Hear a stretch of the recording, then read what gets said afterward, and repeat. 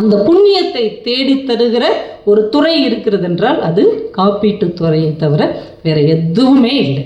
நீங்கள் அதில் கரெக்டாக இருந்துட்டீங்க அப்படின்னா உங்கள் பிள்ளைங்களுக்கு நீங்கள் எதையுமே தர வேண்டாம். கண்ணதாசன் சொன்ன மாதிரி வீடு வரை உறவு, வீதி வரை மனைவி, காடு வரை பிள்ளை, கடைசி வரை காப்பீட்டு முகவர்.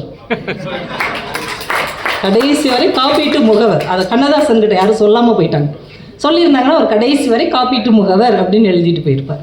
அந்த அளவுக்கு கடைசி வரைக்கும் அந்த ஃபேமிலிக்கு உறுதுணையாக இருக்கக்கூடியவங்க நாம மட்டும்தான். இப்போ கரெக்டாக அவங்களுடைய அந்த ரெனுவல் டேட் வரும்போது அவங்களுக்கு கல்யாணம் ஆகிடுச்சா, அவங்களுக்கு குழந்தை பிறந்துருச்சா, அவங்க வீட்டுக்கு ஒரு புது மெம்பர் வராரா அப்படின்னு கரெக்டாக நீங்கள் அவங்கள ஃபாலோ பண்ணிகிட்டே இருந்தீங்கன்னா ஒரு வருஷம் தான் நான் சொன்ன மாதிரி, ஒரு வருஷத்தில் நீங்கள் எத்தனை கிளையண்ட் பார்க்குறீங்களோ அடுத்தடுத்த வருஷத்தில் அவங்க அப்படியே பழுகி பெருகுவாங்க. ஆலமரத்தின் விழுது மாதிரி அப்படியே பழுகி பெருகுவாங்க. அந்த 10, 20, 50, 60 நீங்கள் வச்சுருப்பீங்க இல்லையா, அந்த கிளையண்ட் மட்டுமே உங்களுக்கு போதும். இப்போ சார் அதுதான் சொல்லிட்டு இருந்தீங்கன்னு நினைக்கிறேன், 60 பேர் 50 பேர் ஏதோ சொல்லிட்டு இருந்தீங்க. அவங்கள நீங்கள் மெயின்டைன் பண்ணாலே அவங்களுடைய நண்பர்கள், அவங்களுடைய உறவுகள், அவங்க சம்பந்தி, அவங்களுடைய பேரை, அவங்களுடைய பேத்தின்னு நம்மளுடைய விழுது நீண்டு கொண்டே போகும். அப்படி ஒரு வாய்ப்பு தருகிற ஒரே துறை இருக்கிறது என்றால் அது நம்முடைய துறை மட்டும்தானே தவிர வேறு எந்த துறையிலையும் இப்படி ஒரு வாய்ப்பே கிடையாது. ஏன்னா வாய்ப்பே இல்லாத இடத்துலையும் வாய்ப்பை உருவாக்குறவர் தான் உண்மையான சேல்ஸ் பர்சன். ஒரு சீப்பு தயாரிக்கிற கம்பெனிகளை இன்டர்வியூ வச்சுருக்குறாங்க, நேர்முக தேர்வு. அதில் எல்லா குவாலிட்டி உள்ள 3 பேர் செலக்ட் ஆகிருக்காங்க. 3 பேர் எல்லா குவாலிட்டியோடையும் வந்திருக்கிறாங்க. இந்த 3 பேருக்கும் ஒரு டெஸ்ட் வச்சுருக்குறாங்க. இந்த சீப்பை எடுத்துகிட்டு போய் அந்த புத்த மடாலயம் இருக்குல்ல, ஆமாம் அங்கே போய் விற்றுட்டு வாங்க அப்படின்னு. முதல் சேல்ஸ்மேன் எடுத்துகிட்டு போயிருக்கிறார். எல்லாம் மொட்டை திரும்பி வந்துட்டார். சார் அங்கே விற்க முடியாது. ஏன் சார்? எல்லாம் மொட்டை தலையோடு இருக்காங்க சார், அவங்க சீப்பே தேவைப்படாது.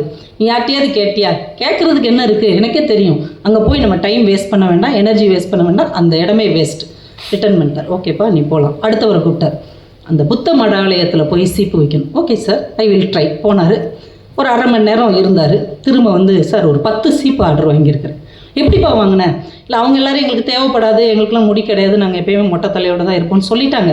இருந்தாலும் நான் சொன்ன இந்த எண்ணெய் மாதிரி வர்றாங்க இல்லையா, அவங்கள பார்க்குறதுக்கு சாமி கும்பிட்றதுக்கு வர்றாங்க இல்லையா, அவங்களுக்காக நீங்கள் ஒரு 10 சீப்பு வாங்கி வைக்கலாமே அப்படின்னு. சரி அப்படின்னு 10 சீப்பு ஆர்டர் கொடுத்துட்டாங்க. வெரி குட், ஓகே நீ போ. 3வது உள்ளவரை கூப்பிட்டாங்க. அந்த புத்த மடாலயத்தில் போய் சீப்பு வைக்கணும். சரி சார் போனார். 1.5 மணி நேரம் ஆச்சு, வரவே இல்லை இருந்தால். 1.5 மணி நேரம் கழித்து அப்படி சிரிச்சுக்கிட்டே வந்தார். என்ன பாடு? 1000 சீப்புக்கு ஆர்டர் வாங்கியிருக்கேன் சார், இன்னொரு 1000 சீப்புக்கு ஆர்டர் தரேன்னு இருக்காங்க. என்ன பண்ணேன் சார்? போன உடனே கண்டுபிடிச்சிட்டேன், எல்லாம் மொட்டை தலையோடு இருக்கிறாங்க, கண்டிப்பாக சீப்பு வாங்க மாட்டேங்கிறாங்க. நம்மளால் யாரோ ஒருத்தர் ஏற்கனவே 10 சீப்பு விற்றுட்டு வேற வந்துட்டான் வர்றவங்க போகிறவங்களுக்கு. நான் யோசித்து சுற்றி பார்த்தேன் சார். எல்லா இடத்துலையும் புத்தருடைய பொன்மொழிகள் எழுதி போட்டிருந்தாங்க.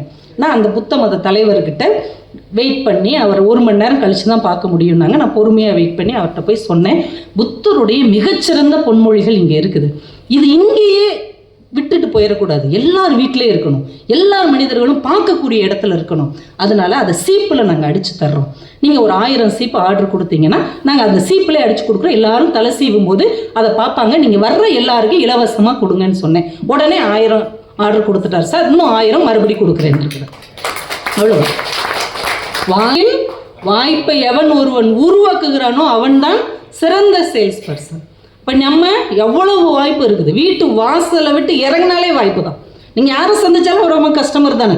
இப்போ சுகர் பேஷண்ட்டை போய் நீங்கள் சாக்லேட் விற்க முடியாது, வயசானவங்ககிட்ட விற்க முடியாது. எந்த பொருளை எடுத்தாலும் அதுக்கு ஒரு ரெஸ்ட்ரிக்ஷன் இருக்கும்ல, இவங்கள்ட்ட தான் கொடுக்க முடியும், இவங்கள்ட்ட கொடுக்க முடியாது. ஆனால் இன்சூரன்ஸுக்கு அப்படி இருக்குதா? பிறந்த குழந்தையிலேருந்து ஒரு 55-60 வயசு வரைக்கும் உள்ளவங்கள்ட்ட நம்ம கொடுக்கலாம் இல்லையா? அப்போ இவ்வளோ பெரிய வாய்ப்பு நம்மக்கிட்ட தான் இருக்குதே தவிர யார்கிட்டையும் கிடையாது. இன்னொரு பெரிய அற்புதமான ஒரு வாய்ப்பு நம்ம நாடே கொடுத்துருக்காங்க, பார்த்துருக்குறீங்களா? நீங்கள் ஒரு பைக் எடுக்கணுன்னா கூட, ஒரு கார் எடுக்கணுன்னா கூட இன்சூரன்ஸ் எல்லாம் எடுக்க முடியுமா? வாய்ப்பே கிடையாது. 1 லட்ச ரூபாய் பைக்குங்க, 5 லட்ச ரூபாய் காருங்க, வெறும் கார், வெறும் பைக். ஆனால் இது நீங்கள் இன்சூரன்ஸ் இல்லாமல் எடுத்துகிட்டு வரவே முடியாது. ஆனால் விலை மதிப்பே இல்லாத மனுஷன் இன்சூரன்ஸ் இல்லாமல் தெரியலாம். எவ்வளோ அழகான ரூல் பார்த்தீங்களா? இப்படி ஒரு நாட்டில் நம்ம வாழ்கிறோம். யாருக்கு இன்சூரன்ஸ் முக்கியம்? யாருக்கு முக்கியம்? இந்த பைக் போச்சுன்னா இன்னொரு பைக் வாங்கிக்கலாம்ல, இந்த கார் ஆக்சிடென்ட் ஆச்சுன்னா இன்னொரு கார் வாங்கிக்கலாம்ல. அதுக்கு தேவையே இல்லை ஆக்சுவலாக. யாருக்கு தேவைன்னா யாரை மீண்டும் நிரப்பவே முடியாதோ, யார் இழப்புக்கு ஈடே கிடையாதோ அவங்களுக்கு தான் இன்சூரன்ஸ் தேவை. ஆனால் நம்ம என்ன பண்ணி வச்சுருக்குறோம்? மனுஷனை கண்டுக்கிறதே கிடையாது. நீ கேடுங்கட்டு போ, நீ இருந்தா என்ன செத்தா என்ன, ஆனால் பைக்குக்கு இன்சூரன்ஸ் வேணும், காருக்கு